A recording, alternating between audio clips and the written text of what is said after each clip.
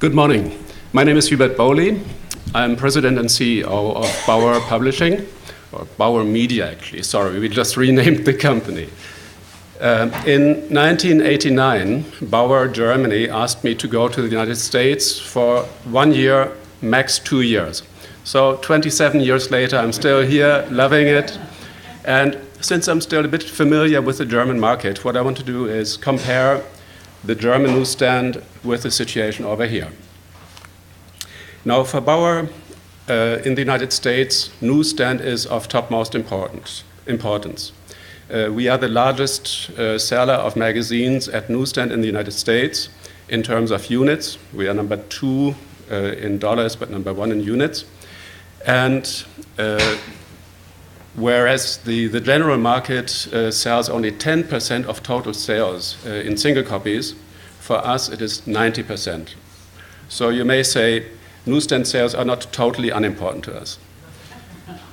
So when you compare the two markets, United States and Germany, the one thing that you notice immediately is such a huge difference in revenue.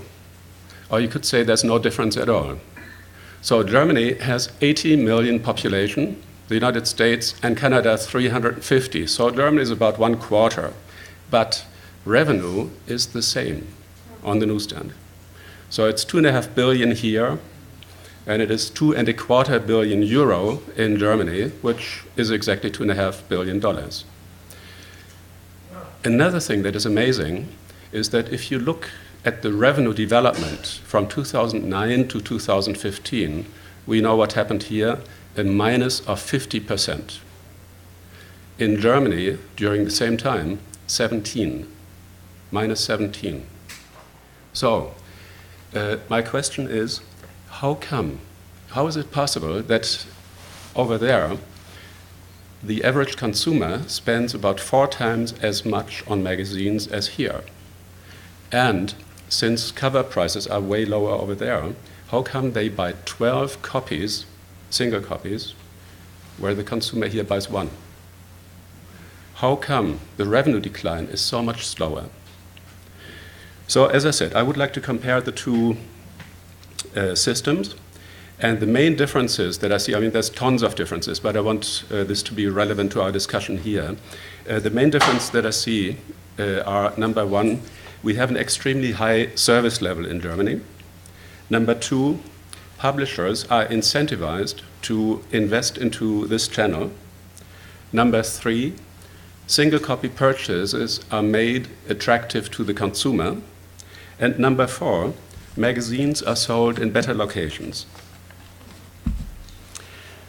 So, number 1, wholesalers provide an extremely high service level in Germany, which leads to high sales, high sell-through, and we have almost no sellouts there. Of course, density helps. Germany is just a little bit smaller than the state of California. But in that area, we have 54 wholesalers. So you have an enormous density. The wholesalers are familiar with every single customer, and customers are visited daily. German wholesalers distribute magazines and newspapers, so they have to be there daily. So you can imagine the service level is amazing. The most important dealers in Germany provide wholesalers with sales information, and wholesalers are able to replenish within 24 hours. So you have no sellouts. One result of that situation is that the newsstand situation is much more efficient than here. We know that here in the United States we have a sell-through of 26%. In Germany it used to be in the 80s. It is now 60, which is still incredible from our point of view.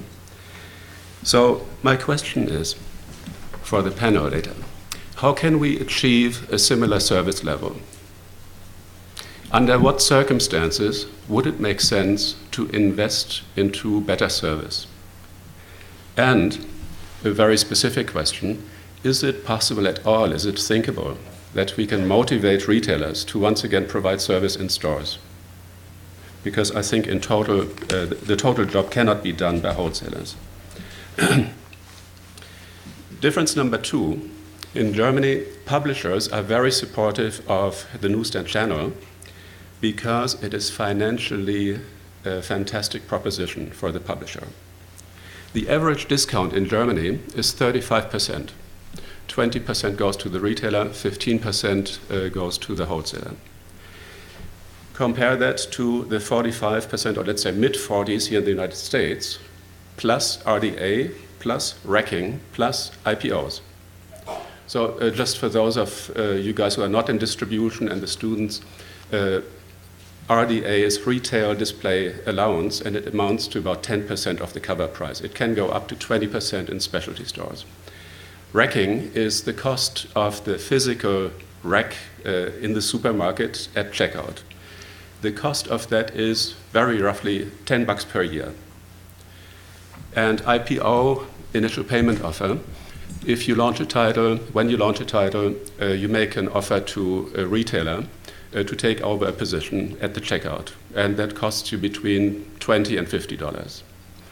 Those costs, racking, RDA, IPO, don't exist in Germany. Payment terms. You get paid 100% 1 week after off sale. 100%, David. The sell-through means that in Germany you have much, much lower manufacturing costs. Here you have to print 4 copies to sell 1. There you print 1.5 copies to sell 1. And what it means is, for a publisher, this is a great business, and they pay back. In Germany, 65% of all sales happen at newsstand, and only 35% are subscriptions. And those subscriptions are sold for roughly the same price as single copies. When I left Germany, subscriptions were more expensive because you paid for the magazine pretty much the same price, and you were charged postage and handling on top of that.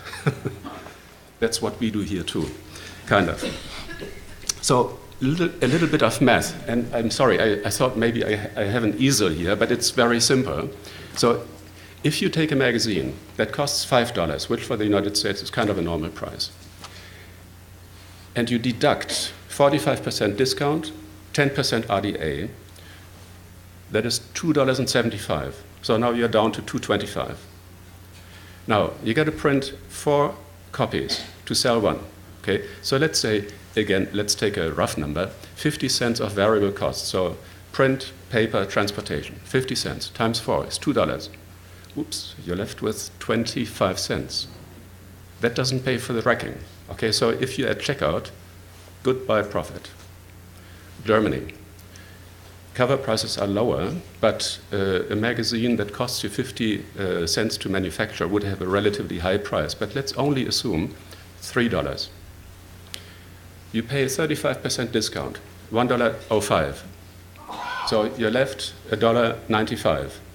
You pay for 1.5 copies, 75 cents, 50 cents plus 25 cents. So you're left with a $1.20 contribution. And that's it. $1.20 contribution.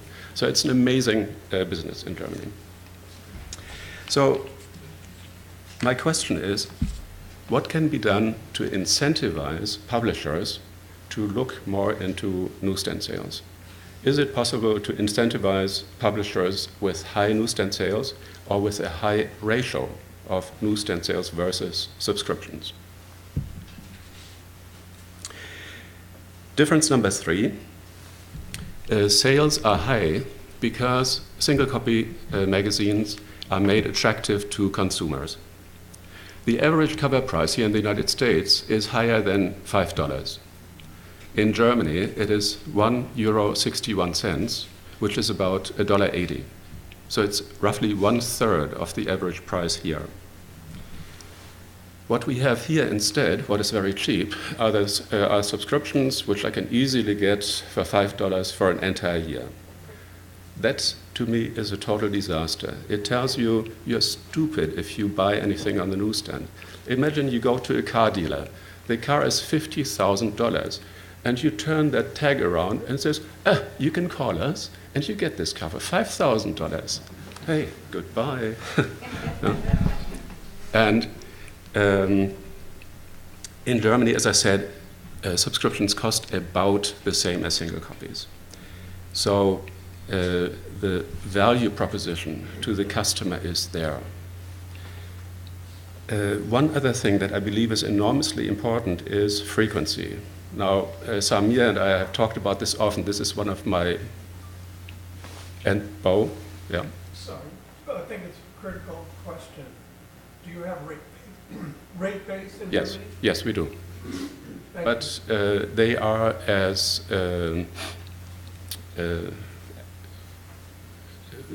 so they are natural rate bases. So there's a few exceptions, but most publishers really try to sell as many copies at a good price as they possibly can. So frequency. To my mind, frequency is enormously important in order to make people addicted. How many junkies do you know that need their fix once a month or once every 3 months? It doesn't exist. So I think what is really, really important is weekly frequency. In Germany, we have about 150 weeklies and 150 bi-weeklies. Here, we have kind of a little bit under 20 weeklies, but really if you look at newsstand sales, it's 10. Okay. Instead, what I'm very critical of is the proliferation of SIPs. And I'm not totally against SIPs. I think it is great to have special interest publications on the main line, but to my mind, and I was looking forward to talking with Rich Jacobson about this, feel better, Rich, they should not be at the checkout. I think the checkout should be dominated by magazines that make people addicted to buying magazines. At Bauer, we go for magazine junkies. So we do occasionally our focus groups, and I love it to see people there who say, I need my Woman's World every week. I can't live without it. You know? And we hear that a lot. So I think frequency is enormously important. One other thing that is interesting in Germany is here, every magazine goes on sale on the same day. In Germany, as a publisher, you can choose. You can go on sale Monday, Tuesday, Wednesday, Thursday, Friday, or Saturday. And I think what that does is it gives people who are interested in magazines a reason to go and look for their magazines more than once a week. So again, 3 questions. My colleagues will love me for the first one. Should wholesalers penalize publishers with high subscription rates and low subscription prices? Is it a good idea for one-shots, for SIPs, to get checkout positions? And are staggered on-sale dates possible, and would they make sense? Okay, my final point is about what every real estate agent tells you: location, location, location. Magazines are sold in great places in Germany. So same as here, discounters and supermarkets represent the largest classes of trade. Not quite, the ratio isn't quite as high as here, but they are the most important clients. The big difference is in Germany, there are no checkouts. There's no magazine sales at checkouts. Very often, as you walk into the store, you run into the main line right away. Or if it's not right there, it is in a really good location in the store. So here, I think we have that disastrous situation of, on the one hand, the checkouts. Two-thirds of them are dead all the time. So we are breeding returns there. We are asking people to respond by impulse, which doesn't work, because what do people do when they are at the checkout? They check their mail, right? And alternatively, we have these terrible main lines, which most of the time are, where the supermarket sells brooms and, all that stuff that you need once a year, okay? But they're not in a good position. So I think there's big disadvantages because of the system. A, when it comes to the consumer. So in Germany, you run into that rack and you have a reason to look. And since all of the magazines are there, it invites you to browse. And the other thing is, it is very expensive to have the system that we have here. Just thinking of the returns, I think the return situation to a large degree is due to the checkout situation, because you need to deal with every checkout as though it were one retailer. So we have 350,000 racks roughly. We have only 110,000 retailers, but in total you're looking at roughly, if you think this is every rack is one retailer, it is 450,000 versus 130,000 retailers in Germany. So my question here is it possible to rethink this dichotomy of checkout and mainline? Can we get away from that somehow? And that's it for me. Thank you very much.